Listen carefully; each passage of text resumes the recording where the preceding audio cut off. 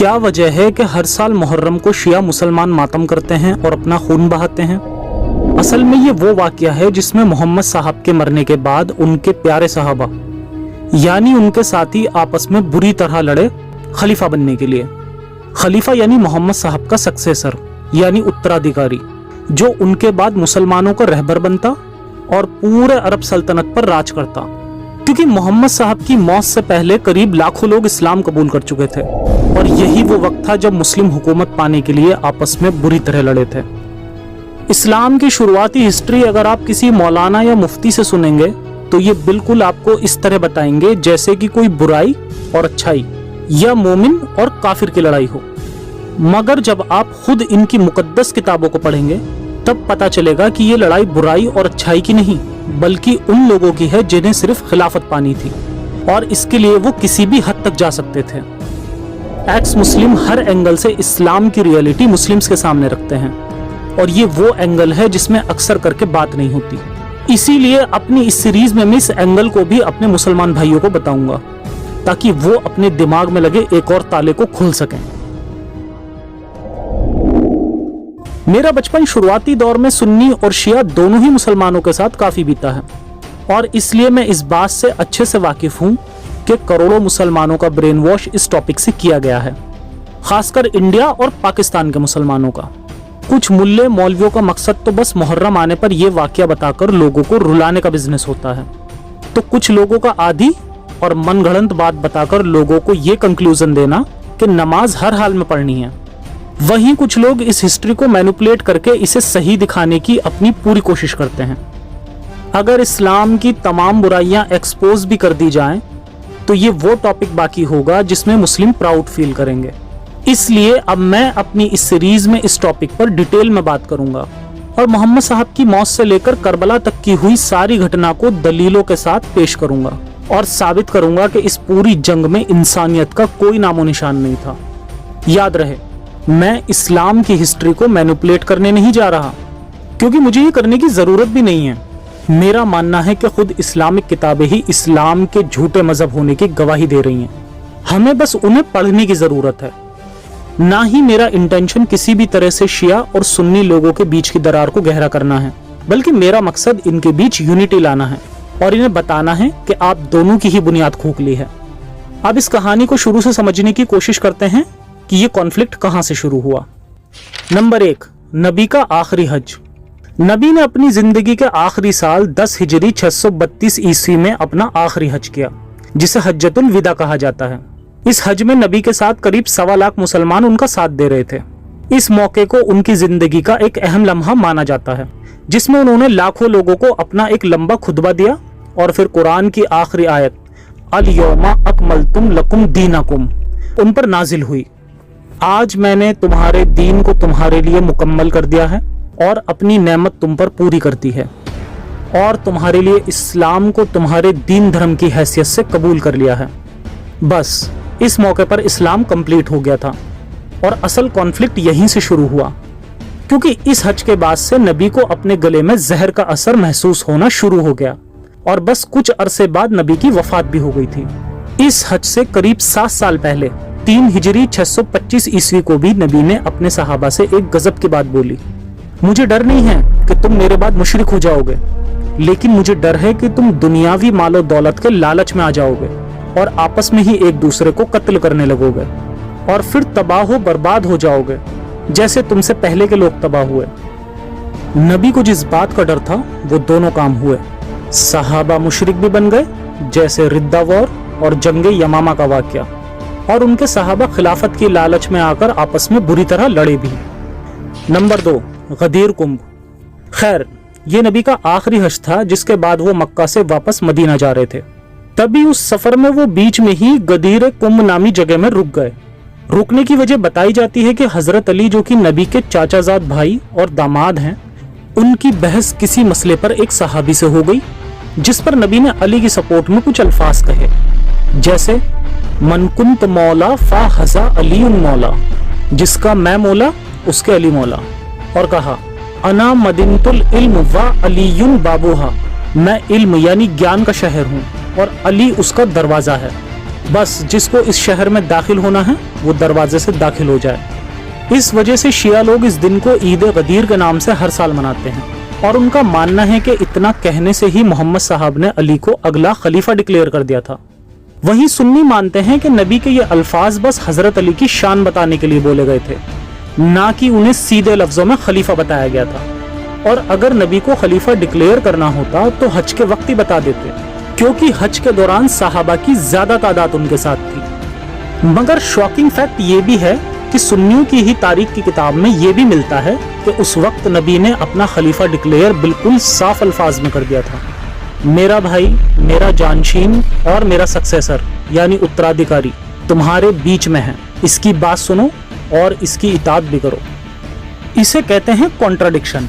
हालांकि मैं इस्लाम की हिस्ट्री पर 1% भी बिलीव नहीं करता, मैं वही बातें कोट कर रहा हूं जो लोगों के लिए ऑथेंटिक हैं। खैर अब आगे चलते हैं। नंबर 3, मोहम्मद साहब की मौत।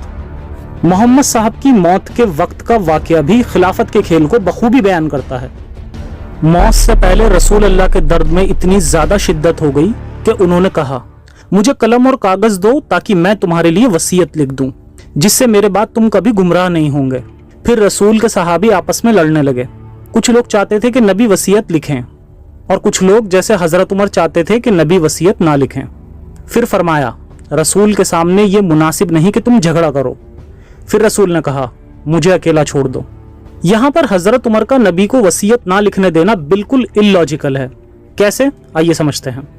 जब नबी ने कागज और कलम मांगा वसीयत लिखने के लिए, तब हजरत उमर ने कहा कि हमारे पास खुदा का कलाम कुरान मौजूद है, लिहाजा हमें वसीयत की जरूरत नहीं। अब यहाँ सोचने वाली बात यह है कि नबी ने तो अपने आखिरी हज में ही मजहब इस्लाम को कंप्लीट कर दिया था, अल यौमा अकमलतुम लकुम दीनकुम वाली आयत के साथ ही, यानी इस्लाम कंप्लीट हो गया है। और अब अगर नबी कोई बात कहेंगे तो वो इस्लाम का हिस्सा नहीं होगी, क्योंकि इस्लाम और उसके सारे रूल्स कंप्लीट हो गए हैं। अब अगर नबी कोई बात कहेंगे तो वो सिर्फ वसीयत और सलाह होगी, ना कि कुछ और। मेरे लॉजिक को और मजबूती मिलती है नबी के उमर की इस हरकत पर गुस्सा होने की बात से।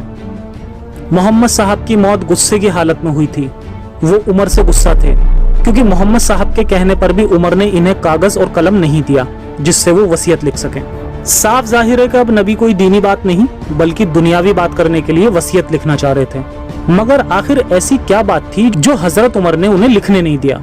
कहीं ये वसीयत खिलाफत के बारे में तो नहीं थी, क्योंकि ये दुनियावी मामला है और उनकी मौत के बाद यही सबसे इम्पोर्टेंट भी है। शिया इस्लाम के अकॉर्डिंग नबी इस वक्त अली को अपना खलीफा वसीयत में लिखना चाह रहे थे, मगर हजरत उमर ने उन्हें ऐसा करने नहीं दिया। जब नबी वसीयत ना लिख सके तब कहा जाता है कि वो कुछ अल्फाज को अपनी मौत से पहले बार बार दोहराते थे। और वो क्या थे?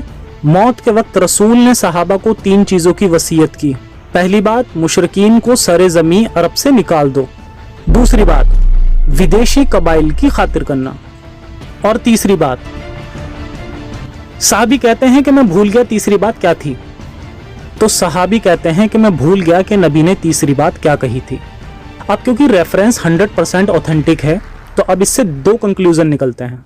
पहला कि अगर यहाँ सहाबा भूल सकते हैं तो किसी और मौके पर क्यों नहीं, और ना जाने ऐसी कौन कौन सी बातें होंगी जो लोगों के भूल जाने की वजह से हम तक नहीं पहुंच पाई होंगी, जो इस बात को डायरेक्ट साबित करता है कि इस्लाम झूठा मजहब है। या फिर दूसरा कंक्लूजन यही हो सकता है कि नबी ने कोई ऐसी बात बोली होगी जो सहाबा दुनिया से छुपाना चाहते थे। कहीं ये बात खिलाफत से रिलेटेड तो नहीं? खैर, इसके आगे तो कुछ नहीं कह सकते कि क्या सच है। जब नबी के सहाबी ही भूल जाते थे तो क्या कर सकते हैं। अब क्योंकि नबी के आखिरी लम्हे थे, इसके बाद नबी की मौत 63 साल की उम्र में 11 हिजरी 632 ईस्वी को हो जाती है। नबी की मौत के बाद कहा जाता है कि उनकी डेड बॉडी 2 से 3 दिन तक सड़ती रही और सहाबा के लिए उनको दफनाने के अलावा एक और भी जरूरी काम था, और वो था सकीफा नामी मुकाम पर नेक्स्ट खलीफा कौन होगा ये डिस्कस करना। और इसी दौरान हजरत अली और कुछ बनु हाशिम जो कि कुरैश कबीले का हिस्सा है, उसके लोग नबी के कफन दफन में बिजी थे, तो इसलिए हजरत अली सकीफा नामी जगह पर नहीं आ सके खुद को नॉमिनेट करने के लिए। नंबर 4, अबू बकर की खिलाफत। वहीं इसी दौरान सकीफा में अंसार लोग यानी मदीना के लोग ये डिमांड कर रहे थे कि 2 खलीफा मुकर्रर किए जाएं, एक अंसार की तरफ से और दूसरा मुहाजिरीन यानी जो मक्का से मदीना इमिग्रेट होकर आए हैं, जिसके लिए कहा गया कि इब्ने मसूद ने कहा कि जब भी अल्लाह के रसूल किसी को हाकिम चुनते तो हमेशा एक शख्स अंसार में से और एक शख्स मुहाजिरीन में से चुनते थे। इसीलिए अंसार के लोगों ने भी गुजारिश की कि 2 खलीफा चुने जाएं। फिर उमर इब्न बिन खत्ताब उनके पास आया और कहा, अंसार, क्या तुम नहीं जानते कि अल्लाह के रसूल अपने मर्ज वफात में अबू बकर को नमाज के लिए लोगों का इमाम बनाते थे, क्योंकि हजरत अबू बकर नमाज के लिए चुने गए थे और बाकियों के मुकाबले उनकी उम्र भी ज्यादा थी। इसीलिए उन्हें 58 साल की उम्र में 11 हिजरी 632 ईस्वी में खलीफा चुन लिया गया। हजरत मोहम्मद की मौत के बाद काफी लोगों ने इस्लाम को छोड़ दिया था और काफी लोगों ने मोहम्मद साहब की तरह झूठा नबूवत का दावा करके खुद को नबी घोषित कर दिया था और अब उनके हजारों फॉलोअर्स भी बनते जा रहे थे। तो इसीलिए अबू बकर ने उन्हें कई जंगों जैसे रिद्दा और यमामा की लड़ाई में हरा दिया, क्योंकि मोहम्मद साहब की तरह उनके भी हजारों फॉलोअर्स बन गए थे। जिससे ये बात भी साफ हो जाती है कि उस वक्त के अरब के लोग बहुत जाहिल थे। उन्हें तो बस अपने ऊपर कोई लीडर चाहिए ही था। बस फर्क यह है कि वो ज्यादा टाइम तक पनप नहीं पाए। अबू बकर के खलीफा बनने के बाद कई सारे ऐसे लोग भी थे जो अबू बकर को अपना खलीफा ना मानकर हजरत अली को अपना खलीफा मानते थे, जैसे बिन अस्वाद, अबू जर गफ्फारी, सलमान फारसी और मोहम्मद साहब के चचा अब्बास इब्न अब्दुल मुत्तलिब और चंद थोड़े से लोग। अकॉर्डिंग टू शिया इस्लाम वो मानते हैं कि हजरत अली से पहले जितने भी खलीफा बने सब अपनी जोर जबरदस्ती से बने, बल्कि उनके यहाँ तो खिलाफत की कॉन्सेप्ट की जगह इमामत का कॉन्सेप्ट है, जिसमें इनके टोटल 12 इमाम हैं। नंबर 5, फातिमा की मौत। अली और उनके फॉलोअर्स अपने दावे में डटे रहे, जिसमें से अक्सर करके खुद मोहम्मद साहब के खानदान वाले ही थे, जो अली को अपना खलीफा तस्लीम कर चुके थे बजाय अबू बकर के। जब अली और उनकी टोली को सकीफा में जो कुछ हुआ उसके बारे में पता चला, तब उसके बाद से अली और उनके सपोर्टर्स हजरत फातिमा के घर में जमा होने लगे। अबू बकर और उमर अली के दावों से पूरी तरह वाकिफ थे और उन्हें अली के साथियों से डर लग रहा था।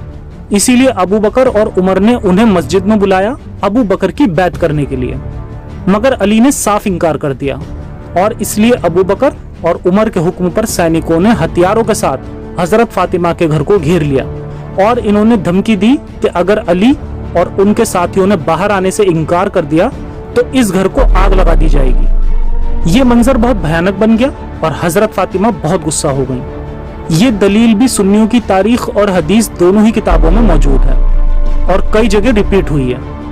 अब यहाँ से शिया और सुन्नी का अपना एक अलग मसला है कि इसी मौके में हजरत उमर ने हजरत फातिमा का घर जला दिया था और घर के दरवाजे को तोड़ दिया था, जिसके बाद हजरत फातिमा का इंतकाल हो जाता है। इस पर मैं ज्यादा डिटेल में नहीं जाऊंगा, लेकिन ये जरूर दिखाना चाहूंगा हजरत फातिमा का इंतकाल 27 साल की उम्र में 11 हिजरी 632 ईस्वी में हुआ था और मदीना में जन्नतुल बकी के कब्रिस्तान में कहीं चुपचाप बगैर किसी निशान और पहचान के उनके शोहर हजरत अली ने उनको दफनाया था और यही उनकी वसीयत थी। यहाँ न जाने क्या वजह हुई कि हजरत फातिमा का इंतकाल महज 27 साल की उम्र में हो जाता है, वो भी उसी साल जिस साल उनके वालिद हजरत मोहम्मद का इंतकाल हुआ था। और वो अबू बकर से भी नाराज थी, क्योंकि अबू बकर ने इन्हें नबी के मरते वक्त जो माल और दौलत छोड़ गए थे, हजरत अबू बकर ने उन्हें उसमें से कोई भी हिस्सा नहीं दिया था और सारा माल खैरात कर दिया था। शायद इसीलिए हजरत फातिमा नाराजगी की हालत में वफात पा जाती हैं। खैर, हम अपने खिलाफत के मौजू पर वापस आते हैं। शुरुआती वक्त तक हजरत अली खुद को खिलाफत का हकदार मानते थे, मगर कुछ वक्त बाद उन्होंने भी अबू बकर की बैत कर ली। अली ने अबू बकर की बैत शुरुआती 6 महीने तक नहीं की, यानी जब तक हजरत फातिमा जिंदा थी।